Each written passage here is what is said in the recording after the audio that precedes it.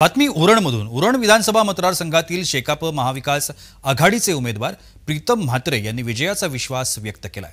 उरण विधानसभेतील बेरोजगारांना रोजगार मिळवून देणार, उरणमधील नागरिकांचे मूलभूत प्रश्न सोडवणार असं आश्वासन प्रीतम म्हात्रे यांनी उरणकरांना दिलंय। स्थानिक आमदारांच्या माध्यमातून रखडलेली कामं पूर्ण करण्याचं उद्दिष्ट डोळ्यासमोर ठेवून मी काम करणार असून यंदा विधानसभेत शिट्टीच वाजणार असा विश्वास देखील प्रीतम म्हात्रे यांनी व्यक्त केलाय। यांच्याशी बातचीत केली आमच्या प्रतिनिधी कविता लोखंडे यांनी। पाहूया। उरण विधानसभेचे महाविकास आघाडीचे अधिकृत शेतकरी कामगार पक्षाचे उमेदवार प्रीतम म्हात्रे यांनी प्रचाराचा धुरळा उडवलेला आपल्याला पाहायला मिळतोय। प्रचाराचा जोर वाढताना पाहायला मिळतोय। आपण त्यांच्यासोबत बातचीत करूया। सर, काय सांगाल, कशा पद्धतीने तुम्ही घराघरात पोहोचत आहात? नमस्कार।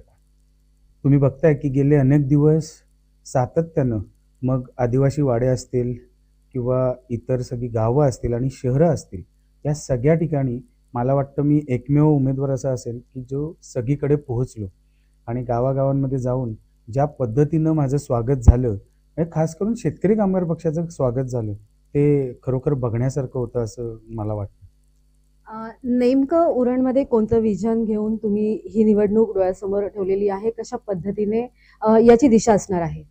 तुम्हाला सांगतो की इथे महत्त्वाचा मुद्दा जो आहे तो बेरोजगारीचा, आणि बेरोजगारी एवढ्या मोठ्या प्रमाणावर आहे आणि खास करून आता आपल्या इथे आंतरराष्ट्रीय दिवा पाटील विमानतळ येते आणि जे दिवा पाटील साहेबांमुळे न्याय मिळाला त्या जमिनींवर एवढ्या कंपन्या आल्यात, एवढे JNPT सारखं पोर्ट आहे, अजून दुसरे 3 पोर्ट आहेत, ते इथे कुठेतरी आपल्या इथल्या तरुण हे कुठेतरी न लागलेला इथे दिसतोय।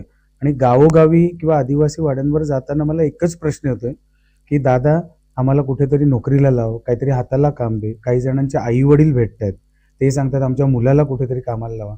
आणि तो एकमेव ध्यास घेऊन मी एअरपोर्ट रोजगार म्हणून गेल्या 1.5 वर्षापासून मी प्रशिक्षण शिबिरं वारंवार महिन्याच्या पहिल्या आठवड्याला घेतोय आणि त्याचं फलित गेल्या 1.5 महिन्यात आपण बघाल तर मी जवळजवळ 44 जणांना मुंबई एअरपोर्टला कामाला लावू शकलो।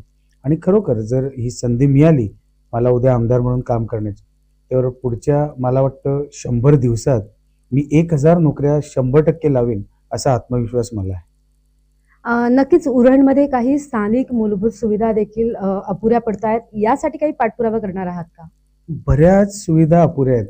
मग तुम्ही पकडाल गावांमध्ये गल्ली असेल तिथे काँक्रिटीकरण नाही, कुठे आदिवासी वाड्यांवर रस्ते नाही आहे, लाईट नाही आहे, पाण्याची सुविधा आहे। उरण शहरात तर तुम्ही बघाल की तिथे टॉयलेट देखील नाही आहेत। शहरात कोणी गेलं आणि जे टॉयलेट आहेत त्यांना दरवाजे नाही आहेत, नवीन टॉयलेटला दरवाजे नाही, जे मी स्वखर्चाने करून दिलेले आहेत म्हणजे आत्ताच्या दिवसात। मग मला समजत नाही की एवढ्या सगळ्या अपुऱ्या सुविधा नक्की इथल्या विद्यमान आमदारांनी काय केलंय हा प्रश्न माझ्या पुढे। आणि तुम्हाला सांगतो की जसं करंजाकडे जाणार, करंजा गावाकडे तिथे रस्ता आहे, तुम्हाला सांगायला आवडेल की तेव्हा 85 लाख रुपये सँक्शन झाले होते 10 वर्षापूर्वी आमदार विवेक पाटील साहेब जेव्हा आमदार होते त्यावेळी। आज इथे 10 वर्षानंतर तो रस्ता तसाच आहे, चक्क ते क्रेडिट विवेक पाटील साहेबांना मिळेल म्हणून तो रस्ता केला नाही। अशा प्रकारची उदाहरणं देखील आहेत आणि मला वाटतं हे नक्की नागरिकांची छळ मांडण्याचं काम करतायत की काय वेगळं करतायत, मला आता माहित नाही। नक्कीच उरण विधानसभेमध्ये शिट्टीच वाजणार अशा प्रकारची प्रतिक्रिया जी आहे ती उरण विधानसभेचे उमेदवार प्रीतम म्हात्रे यांनी व्यक्त केलेली आहे। कविता लोखंडे, जय महाराष्ट्र, नवी मुंबई।